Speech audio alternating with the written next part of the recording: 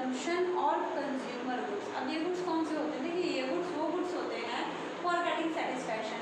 ये गुड्स होते हैं जिनको यूज़ करके हम अपनी सेटिस्फैक्शन मतलब हम खुद की नीड्स को सेटिस्फाई करते हैं, तो उन गुड्स को हम कंजम्पशन और कंज्यूमर गुड्स कहते हैं।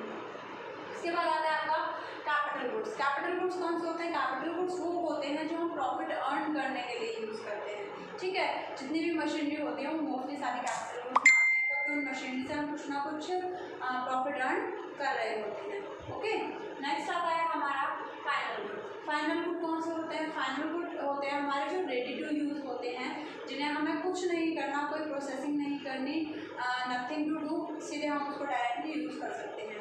एंड नेक्स्ट आता है आपका इंटरमीडिएट गुड्स। इंटरमीडिएट गुड्स का मतलब ऐसे गुड्स जो अभी भी प्रोग्रेस में हैं, जो अभी भी जिनको फाइनल प्रोडक्ट बनना बाकी है, that is known as intermediate goods. तो पहले हम ये देख लेते हैं कंजम्पशन और कंज्यूमर गुड्स में भी 4 टाइप्स ऑफ गुड्स होते हैं, मतलब जो कंज्यूमर गुड्स होते हैं वो भी 4 तरीके के होते हैं। कौन कौन से? पहला होता है ड्यूरेबल गुड्स। ड्यूरेबल गुड्स वो होते हैं जो मोर देन 1 ईयर, जो 1 साल से ज़्यादा चलते हैं, ऐसे गुड्स को हम ड्यूरेबल गुड्स बोलते हैं। ड्यूरेबल गुड्स जैसे आपका फर्नीचर है, ठीक है, फ्रिज हो गया, वॉशिंग मशीन हो गया, ये सब हमारा लॉन्ग ड्यूरेबल गुड्स होते हैं, जो कि मोर देन 1 ईयर चलते हैं। नेक्स्ट आता है सेमी ड्यूरेबल गुड्स। अच्छा, हम इसमें जितने भी गुड्स की बात करेंगे वो सब अपनी नीड मतलब अपनी नीड्स को सेटिस्फाइड करने के लिए यूज़ कर रहे हैं, प्रॉफिट अर्न करने के लिए यूज़ नहीं कर रहे हैं। नेक्स्ट आता है आपका semi durable goods. Semi durable goods कौन से होते हैं? ऐसे गुड्स जो अराउंड 1 ईयर तक चलते हैं, ठीक है। तो मैंने आपको बताया था जैसे क्लोथ्स है, आपका क्रॉकरीज हैं, और आपकी जो इलेक्ट्रॉनिक गैजेट्स होते हैं लगभग 1 ईयर तक ही चलते हैं ऑलमोस्ट, ठीक है। उसका आता है आपका non durable goods. Non durable goods कौन से होते हैं? जो वन टाइम यूज होते हैं, एलपीजी, पेट्रोल, डीजल, ये वन टाइम यूज होते हैं, उसके बाद खत्म हो जाते हैं। उसके बाद सर्विसेज। सर्विसेज मतलब हम अपने घरों में जो एक दूसरे को सर्विसेज देते हैं, हमारे पेरेंट्स हमारे लिए करते हैं, हम अपने पेरेंट्स के लिए करते हैं, so that all comes under the consumer goods. Consumer good कौन से होते हैं? जो हम अपनी नीड्स को सेटिस्फाइड करने के लिए यूज़ करते हैं। नेक्स्ट आता है हमारा कैपिटल गुड्स। कैपिटल गुड्स में मैंने आपको मोस्टली बताया कि सारे हमारी जितनी भी मोस्टली मशीनरी होती हैं वो कैपिटल गुड होती हैं, जिनसे हम कुछ ना कुछ प्रॉफिट अर्न कर रहे होते हैं, that is known as capital good. Next आता है final good. Final good ready to use. आप कोई भी ले लीजिए, मिल्क ले लीजिए, शुगर ले लीजिए, अगर आप अपने घर में लाते हैं तो अभी आपको उसकी कोई प्रोसेसिंग नहीं करनी, आप उसे डायरेक्ट यूज़ कर सकते हैं, ठीक है। तो ऐसे ही फिर आपका आता है इंटरमीडिएट गुड। इंटरमीडिएट गुड मतलब जो अभी भी प्रोसेस में है। तो इसका एक क्वेश्चन बनता है कि भाई सेम गुड इंटरमीडिएट और फाइनल दोनों हो सकता है क्या? तो ऑब्वियस सी बात है, it depends on the end use of the product, कि हम उस गुड का, उस प्रोडक्ट का एंड यूज क्या कर रहे हैं। क्योंकि देखिए अगर शुगर केन है या मिल्क है, तो अगर मिल्क को अगर हम डायरेक्टली अपने घर पर ला रहे हैं तो ऑब्वियस सी बात है वो अब हमें कोई प्रोसेसिंग नहीं करनी, तो हमारे लिए क्या है? Final good ready to use. But अगर वही मिल्क किसी स्वीट शॉप पर जाता है तो उसको क्या करेगा, वो जो स्वीट शॉप वाला है वो क्या करेगा, उसके भाई वो कंडेंस करेगा, उसके फिर कर्ड बनाएगा, उसके फिर स्वीट्स बनाएगा, तब कहीं जाकर उसे आगे सेल आउट करेगा। तो उसके लिए वो जो मिल्क है वो इंटरमीडिएट गुड है, जबकि हमारे लिए जो मिल्क है वो एक फाइनल गुड है। ओके, चलिए नेक्स्ट आता है आपका concept and component of consumption. Consumption expenditure के कौन कौन से कंपोनेंट्स होते हैं? कंजम्पशन एक्सपेंडिचर कौन सा एक्सपेंडिचर? ऐसा खर्चा जो हम अपने कंजम्पशन के लिए कर रहे हैं, not for profit making. Profit करने के लिए हम वो खर्चा नहीं करते, ऐसा खर्चा जो हम अपने कंजम्पशन के लिए करते हैं, ऐसे खर्चे को हम कंजम्पशन एक्सपेंडिचर कहते हैं, ठीक है। तो यहाँ पर आता है it refers aggregate consumption expenditure. Aggregate का मतलब पूरी इकोनॉमी में जितना भी खर्चा कंजम्पशन के लिए हो रहा है, that is known as consumption expenditure. इसको क्लासिफाई किया है हमने 3 कैटेगरीज में। हाउसहोल्ड का मतलब है दे बाय, हाउसहोल्ड मतलब हम लोग जो होते हैं, they buy consumer goods for the satisfaction of their wants. हम लोग क्या करते हैं? हम कंज्यूमर गुड्स खरीदते हैं अपनी वांट्स को पूरा करने के लिए, अपनी नीड्स को पूरा करने के लिए, ठीक है। उसके बाद आता है गवर्नमेंट भी गुड्स खरीदती है डिस्ट्रीब्यूशन करने के लिए, किसके बीच में? डिफेंस फोर्स के बीच में। उसके बाद मिड डे मील जो करवाती है गवर्नमेंट, आपने गवर्नमेंट स्कूलों में देखा होगा, ठीक है। और गवर्नमेंट हॉस्पिटल्स जो होते हैं उसमें जो फैसिलिटी देती है गवर्नमेंट, भाई वो भी पैसे से ही आता है। तो वो गवर्नमेंट जब वो गुड्स बाय करती है तो किसमें आता है? आपका कंजम्पशन एक्सपेंडिचर में। नेक्स्ट आता है आपका non profit private institution. Non profit private institution का मतलब है ऐसे इंस्टीट्यूशन जो काम तो कर रहे हैं बट प्रॉफिट अर्न करने के लिए नहीं कर रहे हैं। जैसे आपका आता है इसमें एनजीओ आ जाते हैं, कोई चैरिटेबल ट्रस्ट आ जाता है, कोई मंदिर वगैरह, आपकी मंदिर मस्जिद जितनी सारी होती हैं, तो उसमें क्या होता है, उसमें टाइम टाइम पर आपको सर्विसेज मिलती रहती हैं, 24 आवर्स आपको हर तरीके की सर्विस मिलती है, बट वो आपसे इसके बदले में कुछ लेते नहीं है, या फिर वो इन सर्विसेज के बदले में ऐसा नहीं कुछ प्रॉफिट अर्न कर रहे हैं, ठीक है। तो ये सब इन सब में जो खर्चा होता है, इस खर्चे को हम कंजम्पशन एक्सपेंडिचर कहते हैं।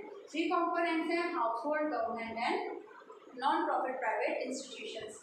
नेक्स्ट आता है आपका इन्वेस्टमेंट। इन्वेस्टमेंट क्या होता है? देखिए इन्वेस्टमेंट अगर मैं नॉर्मली आपसे कहूँ कि आप कहेंगे अगर आपके घर में कुछ पैसा रखा है, अब वो पैसा रखे रखे तो जनरेट होगा नहीं, आपको क्या करना पड़ेगा, आपको वो पैसा कहीं इन्वेस्ट करना होगा, तब कहीं जाके वो पैसा आपको कुछ बढ़कर मिलेगा।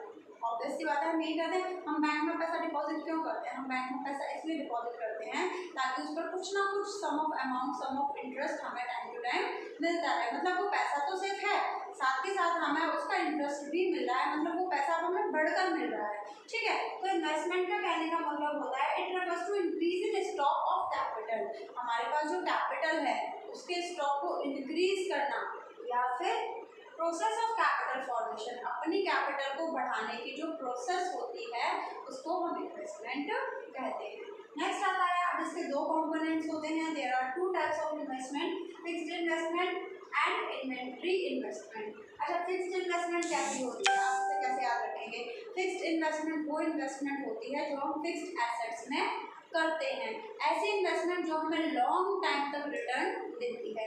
इसमें आता है it refers to increase in the stock of fixed asset. Obvious सी बात है, जब हम अपने कोई फिक्स एसेट परचेज करने के लिए पैसा खर्च करते हैं तो वो एक्सपेंडिचर नहीं कहलाता, वो इन्वेस्टमेंट कहलाता है, क्योंकि जब हम असेट्स में पैसा लगाते हैं तो इन फ्यूचर वो असेट्स हमें कुछ ना कुछ रेवेन्यू अर्न करके देते हैं, ठीक है। तो इसमें हमारा इससे बेनिफिट क्या होगा?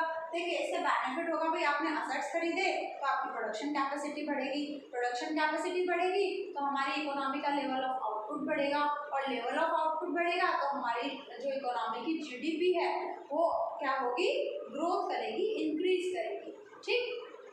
नेक्स्ट आ जाते हैं इन्वेंट्री इन्वेस्टमेंट पे। इन्वेंट्री इन्वेस्टमेंट, देखिए इन्वेंट्री का मतलब होता है स्टॉक, हम जो स्टॉक में पैसा लगाते हैं that is known as inventory investment. मतलब ऐसी इन्वेस्टमेंट जो मुझे हैंड टू हैंड बेनिफिट देती है या बहुत जल्दी जल्दी बेनिफिट देती है शॉर्ट टाइम के लिए, ठीक है। तो इसमें कौन कौन सा आता है? चेंज इन इन्वेंट्री स्टॉक, मतलब हमारे स्टॉक में जितना भी चेंज हुआ during the year, like finish good, जैसे फिनिश गुड्स भाई आज बने कल सोल्ड हो गए, आज फिर कल फिर बनेंगे, फिर परसों फिर सोल्ड हो जाएंगे, ठीक है। ऐसे ही semi finish goods, raw material, तो ये साइकिल चलती रहती है। रॉ मटेरियल जो आज रॉ मटेरियल वो कल सेमी फिनिश गुड बनेगा, सेमी फिनिश गुड से वो परसों फाइनल गुड बनेगा, फाइनल गुड के बाद वो सेल हो जाएगा। अब भाई जब आपका इस तरीके से सारा सामान सेल होगा तो फिर से आपको रॉ मटेरियल की जरूरत पड़ेगी। तो इन सब चीज़ों में हमें टाइम टू टाइम पैसा लगाना पड़ता है, ठीक है। रॉ मटेरियल ऐसा नहीं है आपने 5-6 साल का 10 साल का इकट्ठा करके रख लिया, ऐसा नहीं होता है, ठीक है। तो यहाँ पर जब हम थोड़ी थोड़ी इन्वेस्टमेंट टाइम टू टाइम करते रहते हैं अपने स्टॉक में, that is known as inventory investment. अब इससे हमें बेनिफिट क्या मिलते हैं? It ensure uninterrupted supply of input. इससे जो हमारे इनपुट की सप्लाई है, हमें जो भी चीज़ें चाहिए उससे हमारी जो अनइंटरप्टेड मतलब बिना रुकावट के हमारी जो सप्लाई है वो चलती रहती है, क्योंकि हमारे पास थोड़ा बहुत स्टॉक पहले से रखा है, सेमी फिनिश गुड्स का भी रखा है, रॉ मटेरियल का भी रखा है, फिनिश गुड्स का भी रखा है, हमारे पास ऑलरेडी हर चीज़ का थोड़ा थोड़ा स्टॉक रखा हुआ है। इसकी वजह से हमें इन सबकी अनइंटरप्टेड सप्लाई मिलती रहती है बिना रुके। उसके बाद होता है avoid uncertainty of the market. Market में अगर बाई चांस अचानक कोई प्रॉब्लम आ जाती है, या सपोज कोई स्ट्राइक हो जाती है, या सपोज कोई कर्फ्यू लग जाता है 5-6-7-8 दिन के लिए, तो आपके पास इतना तो स्टॉक होता है, आपने क्योंकि स्टॉक में इन्वेस्टमेंट करी है तो आपके पास कम से कम इतना तो स्टॉक होता है कि आप उस पर डिपेंड, मार्केट पर इतने टाइम के लिए डिपेंड नहीं रहते, या फिर ड्यूरिंग द अनसर्टेनिटी अगर अचानक से कोई ऐसी प्रॉब्लम आ जाती है मार्केट में तो आप उसे इजीली फेस कर सकते हैं।